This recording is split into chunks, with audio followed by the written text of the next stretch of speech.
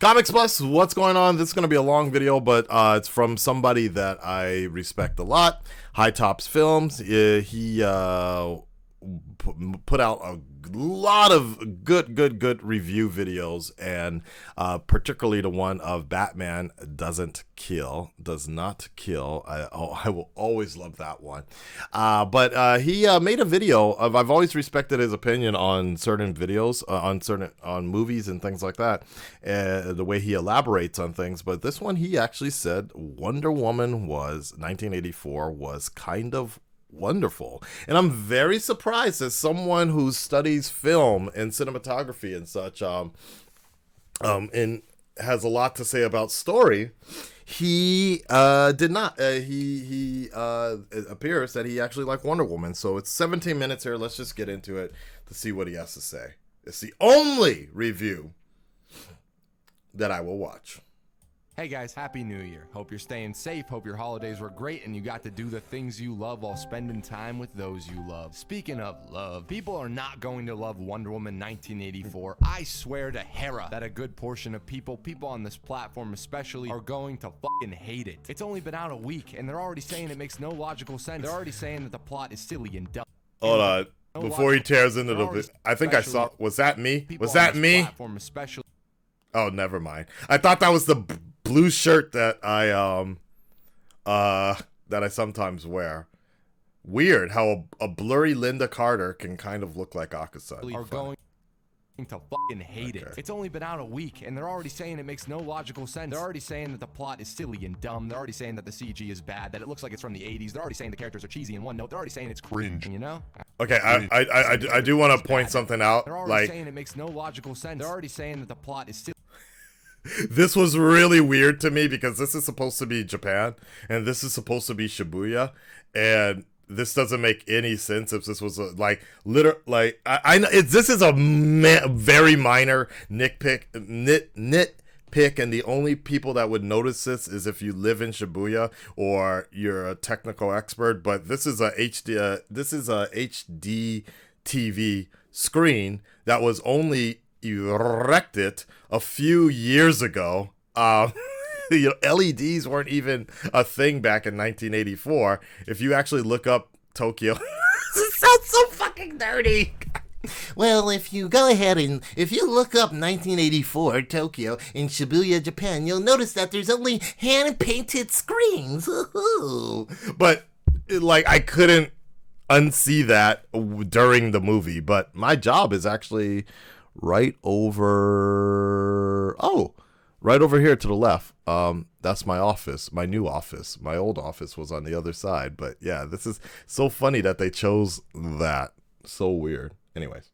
Silly and dumb. They're already saying that the CG is bad, that it looks like it's from the 80s. They're already saying the characters are cheesy in one note. They're already saying it's cringe. You know, I honestly agree with some of that. Okay, good. I understand all of it. It's fine. It's all good, man. There's no point in being mad at someone's emotional response to the art they consumed. That's stupid. But I also can't be mad. I ain't mad at all. I'm the opposite of mad because I kind of thought this movie, Wonder Woman 1984 was kind of wonderful. All right, tell me why. Spoil a lot of plot details, character fates, all that jazz. So if you don't want to be spoiled, go watch the film. Cool.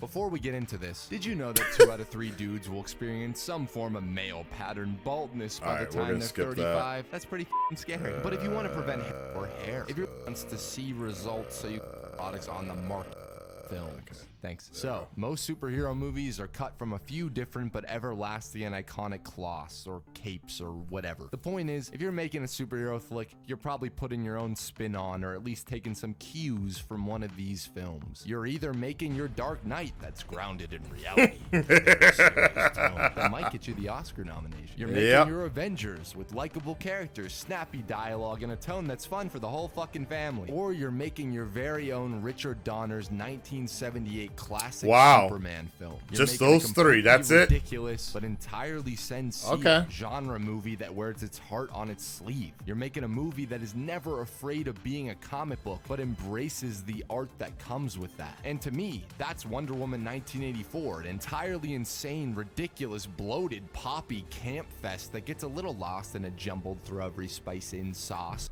A little lost? Come on, Alex. Come on, man. A little lost? but whatever. It always has its focus on one idea. Call it empathy, call it love, call it compassion, call it selflessness, but I call it heroism. Honest human heroism. There is this one line of dialogue, this one interaction that I think sums up why this flick worked for me. It's in the White House towards the end of the second act. Diana Prince is trying to get Maxwell Lord, and Maxwell Lord is trying to get the fuck out. Maxwell Lord has absorbed the power of an ancient magical rock, a rock that grants wishes but at a cost, and now Maxwell Lord has become the ancient magical wishing rock himself, while Barbara Minerva is in the process of becoming the cheetah. So amidst all this insanity, all this lovely craziness, there's this bit that slapped me in the face, made me pause the movie, run downstairs, grab some popcorn, take a piss, eat some popcorn, pull up my phone and write this all down. No, Steve, you can't use that. It's not their fault. It's not their fault. Max's enchanted goons are shooting at her, and Diana doesn't harm them. She actually spends the rest of the scene trying to stop Cheetah from hurting them. Diana makes the choice to save the people, not harm the people that are actively shooting at her. And it was in That made the movie for you? that moment, a moment that plenty of people will overlook or just not even care about. In that moment, after a rocky middle portion filled with magical rock expository nonsense, that I realized this was a superhero movie meant for me. Director Patty Jenkins said this about Diana. She doesn't punch people in the face. That's not the most effective way to stop something from happening. And she doesn't stomp on somebody's chest to get information. She's not that kind of person. And I think that's why so many people gravitated towards her first movie, at a time when so many of us adore the bone-breaking Batman, adore the missile-firing Iron Man, seeing a Wonder Woman come in and decide not to harm, not to fight, but instead love. Hit us like a ton of bricks, hit us harder than an armored fist ever could. And now I know that only love can truly save. I'm sorry, no.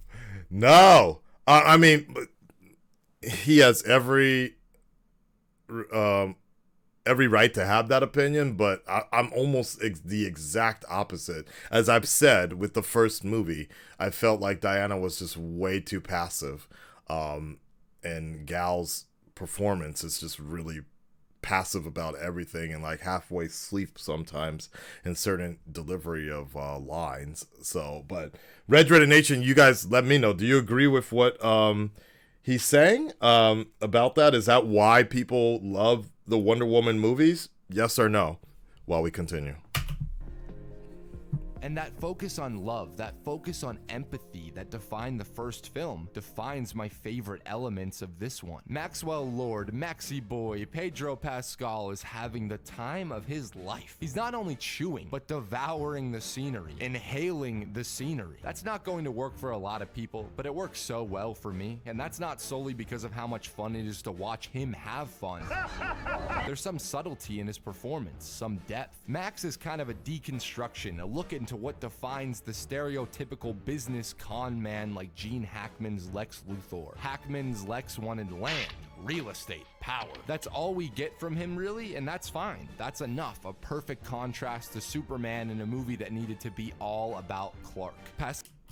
I will say that now that seeing it in the perspective of looking at it in like an 80s film, it works better. I'm not saying it's good, but it works better that way, thinking about that. So yeah. And thank you for the donation. I'm assuming that's coming from Mr. Jones Santana. Appreciate that $5 donation there.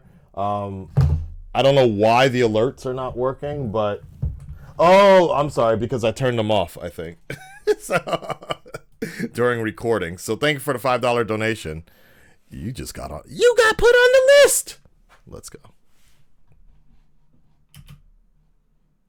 Pascal's Max wants oil, land, power. But this time, we know why. He's a victim who decides to victimize. He's someone who had this idea of the American dream. I thought this was so stupid. And dedicated his life to proving that he's not what the kids at school say. So cliche-ish.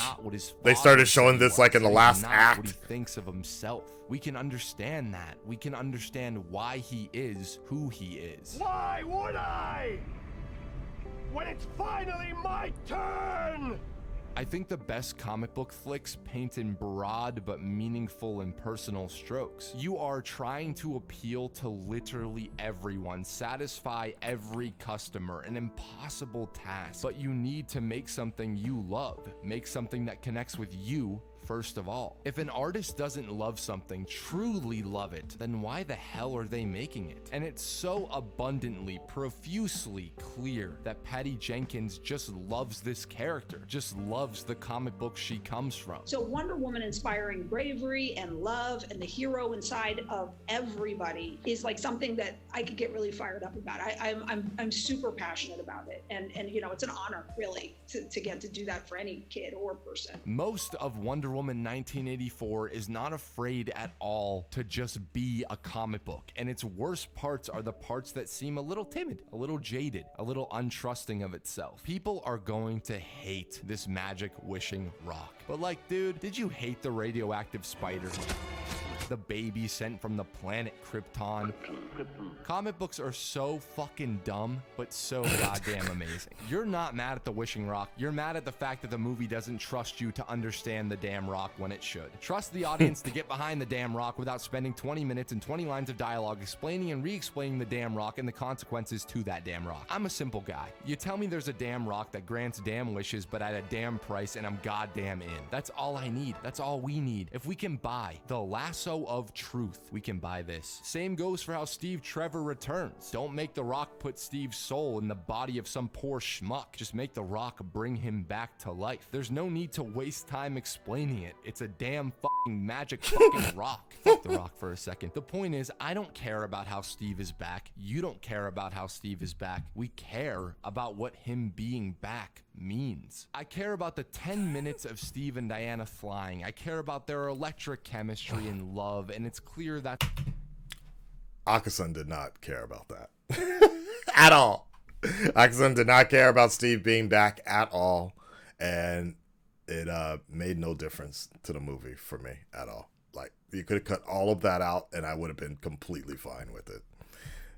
You could have cut a lot of the movie out, and I would have been completely fine with it. But yeah.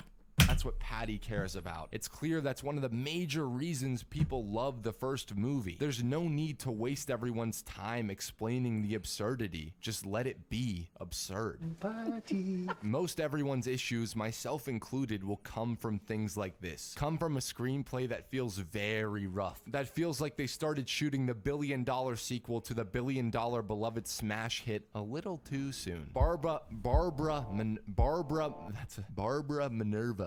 Minerva, Cheetah. I'm very mixed. I love the camp. I love the callback to Michelle Pfeiffer's Selena Kyle. I love that she wishes to be like Diana, and that's the beginning of her transformation. I love her resentment at a world that has ignored her, catcalled her, made her feel small and scared, and now she is lashing out. What I don't love is what the film says about that. She beats an abuser to a pulp, and we are supposed to take that as a step too far. I understand what they are trying to say, love over hate, compassion over punching, but at the same time, this was definitely not the way to go about it. I do not think this scene should mark her descent into villainy, because Barbara is not a villain. She's a victim like Max. She is someone who is not as noticed as our hero, someone who people walk past as she longs for. I mean, but in his own words, she's basically paralleling the Batman Returns Michelle Pfeiffer's Catwoman, because that's almost exactly the same shit she did. Like, suddenly she just was like insane at the end. For their recognition. Does that make her a villain? Nah, it makes her like everyone else, like all of us. Wanting to be noticed and finally getting that recognition should not take away your empathy and compassion. Barbara clearly has empathy and compassion that vanishes once she gets her wish. And it's lazy, a little messed up, and not fulfilling at all when it turns out that the damn magic rock is behind her internal change. I would much rather have seen her character go on a journey, not have it just wished away. The dialogue is on the nose, some of it feels completely intentional, fitting the sincere cheese fest the movie is going for, but some of it feels a little too strained, like they are worried we won't pick up on who these people are or what the movie is about without them explicitly saying it. My life. This shit was Hasn't terrible. been what you probably think it This The is visual terrible. storytelling we get is good enough. From Diana's first scene outside the costume, we know I she agree. is alone. We know her friends have died. We know she feels alone. She doesn't need to say it. Same goes for Barbara. Action speaks a lot louder than words, especially in a visual medium. They clearly had a billion ideas of what to do story-wise, a billion things they wanted to say, and then tried to say them all, when they really should have focused on the few ideas that are powerful, that are impactful and lasting. But hey, That's something he and I definitely agree on. Less would have been a lot more in this movie. Some of these conversations could have, that first hour, a lot of it could have been cut down to about 15, 20 minutes, and you still would have had the same sort of pacing, a better pacing, and it didn't need to be over-explained. hey, I'll take something this forward, this overtly direct, that has heart over something subtle. This was a something good scene. concise, that lacks any kind of flair or soul. God. And what I got here was all heart, was all soul. The film grain is cranked up, the colors explode, the lighting is dramatic and stage-like, but the heart and soul steal the show. It's completely confident in that, in itself, and for the most part, does not give a damn if the audience thinks it's dumb or silly. It just is. Goldar! Uncompromising. There are long stretches of this thing with no action, and that's Yep. kind of my jam. I know that's weird, but even as a kid, I would sometimes skip the action scenes to get to the moments of drama, the moments where my favorite superheroes felt like real human beings. This is also why I was shoved into a locker. Wonder Woman 84 allows those moments to breathe, allows us to sit with two people, walk with two people without rushing the plot along. We get long takes, we get to hold on the actors' faces, we get to live in the Your moment. daddy's not a loser! To the next bit of action. Now, the action itself is goofy as hell with over-the-top and insane wire work, Yep. which also might not work for some of you. They Yep. are ridiculous and a clear callback to the action sequences of Superman 1 and 2, where you have the real actor or stunt actor on wires, sometimes on a set, sometimes in front of a blue screen, doing things no human can do, breaking all the laws of physics. It's insane. Good insane or bad insane, that's up to you, but for me, it was the best kind of This insanity. shit, I man. much prefer this to having my brain completely space out watching CG models in a CG environment with CG armor and CG painted costumes fight gray CG armies of lifeless drones or aliens with particle effects consuming the screen. They just don't do it for me. And it's obvious they don't do it for Patty either. We only get one of those here, like the standard superhero fight with the final cheetah fight. It's gray, murky, underlit, flat, lifeless, and has an entirely CG character that looks like a member of the Animorphs, but at least they get it over with quick. Then I'm so sorry. And what really matters here ain't the stunts or aesthetics or insanity or the showmanship. It's the fact that every single one of these action beats in the movie, from start to finish, is about saving people. Every choice Diana Prince makes, from going to dinner with someone who's a little lonely to speaking her truth to the entire world, is all about saving us. I can't think of the last superhero movie that had this many shots of its people, of us, the everyday men and women, Fair living, enough. laughing, loving. They are just as much Fair a enough. character as Diana, and that matters, man. That's something filmmakers, viewers, me, you often forget. You can't be a good superhero if you don't protect the viewers, the True. readers who look up to you. I'll give him credit for that. That's a very good point.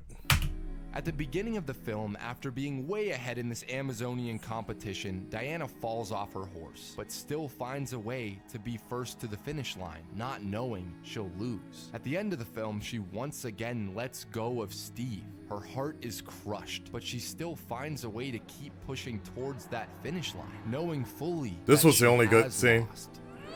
This was like the best scene right And there. from that selflessness, that loss, she can save us by inspiring us, not by fighting us. You know I'm a sucker for when superhero climaxes end with the heroes talking to the villain, appealing to their empathy instead of apathetically punching them. And Wonder Woman 84 goes that extra mile by having the hero, our hero, talk to us. She tells us we have lost. And that- Yo, I'm not gonna lie.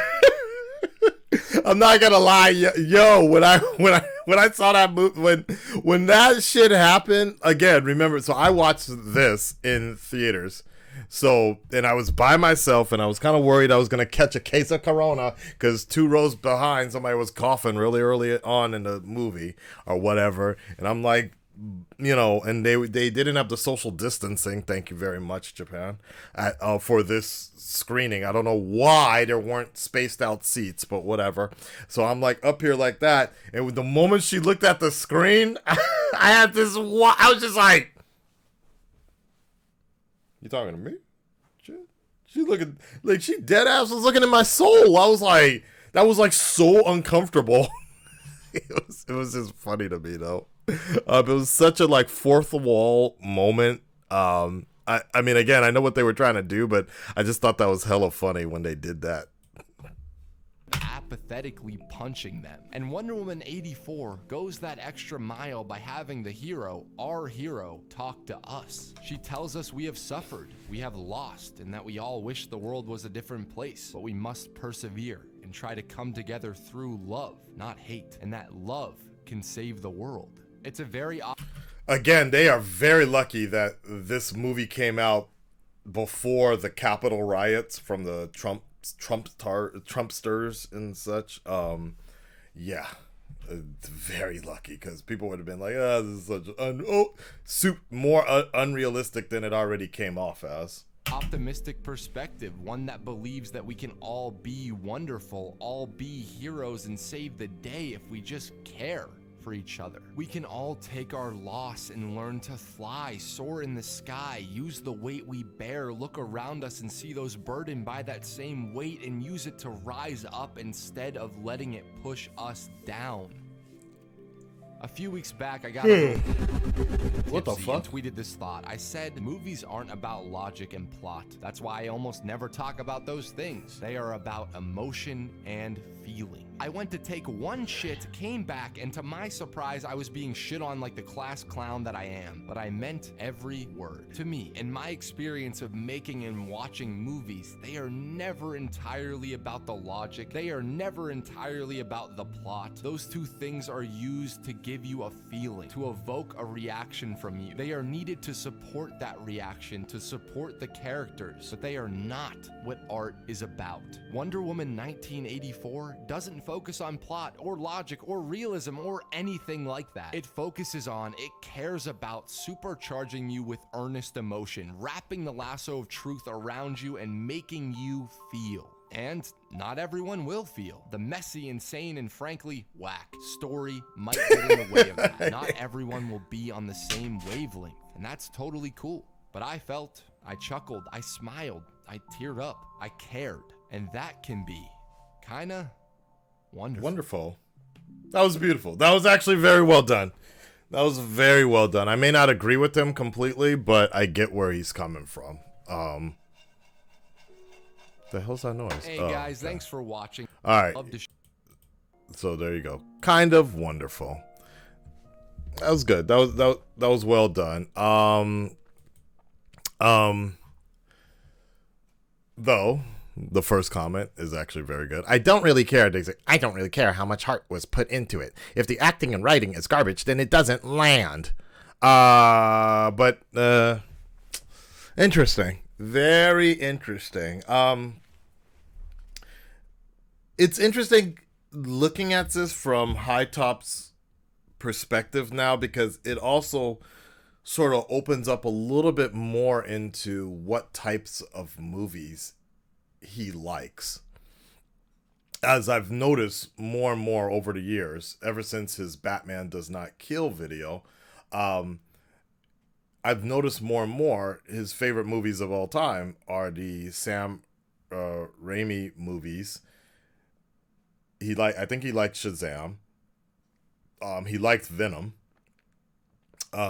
He didn't like Avengers Endgame. He did like Daredevil. He likes The Amazing Spider-Man. Like, he likes these like older stories that are a little more true to the comic books, where it's this kind of like golden rule or golden story that's happening, right? I think for him, I don't know his take on The Dark Knight. I'm not sure about his take on the Dark Knight, but I know that he probably respects it for what it's worth. But like something like Titans, he hated it. So that edgy shit.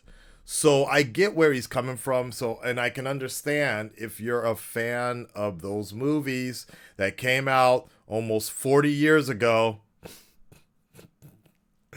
40 years, and some of those movies that came out over 40 years ago, that's what works. It works, that kind of style. I don't think those types of movies will work in the same sort of criteria as it's the same reason with Venom. Like I've said this about Venom. Venom would have been a great movie for me if it actually came out in the 90s as it was designed to. The way the story is being told, the way the sequences are being done, the pacing. I would have loved it in the 1990s. But this is 2020, well, at that time, 2019, right? It doesn't work with that kind of style. And there's a sort of, there's something called the suspense of disbelief that gets smaller and smaller as more and more movies come out. And I've said this about Venom, I'll say it again with Wonder Woman. With the amount of movies that come out now, The Dark Knight, Avengers Endgame, what's something that I watched the other day that I really liked? The Queen's Gambit or whatever. With the amount of stories that have been coming out, the bar can only get higher. That's it. The bar gets higher, so it's up to people to keep on meeting that criteria. So it doesn't matter to me if Wonder Woman was trying to be like older movies. I'm not trying to watch an older movie. If I want to see an older style movie, I'm gonna go get the dust off the VHS or watch a streaming movie or something like that. It doesn't, like, you can have nods to it, but trying to make, like, if anything, I think Wonder Woman kind of suffers from, the Wonder Woman 1984 suffers from the same problem that Superman Returns was suffering from. Being so much to be like what was popular 30, 40 years ago and not focusing on where it needs to go now, And especially given the fact that Wonder Woman 1984 is an indirect sequel to the first movie, that people go in there expecting a certain sort of style, and if you don't lay it out really early on, like I'm talking about before people even buy a ticket, like they gotta be like, look, before you like, just so you know, it's going to be completely different than the first movie, like that. Like I don't know, but I guess that's something for people to debate amongst themselves. I enjoyed it once. Like I said, for me, it had some moments, but that was about it. And it's not something, just like the first Wonder Woman movie, it's not something I would ever really rewatch again. Once was enough, and that's it. Red Red Nation, stand up, speak up. Thank you for hanging out with me for so long. And shout outs to High Top. Regardless of his opinions on things, I've always really liked his pacing for reviews, and the way he always wraps it up with the title is just always really cool. So I definitely want to do some more things like that myself when there is time. Take care and see you on the next one. Stay wonderful. Life can be better. No, that's not how it was. Life is good, but it can be better. So corny.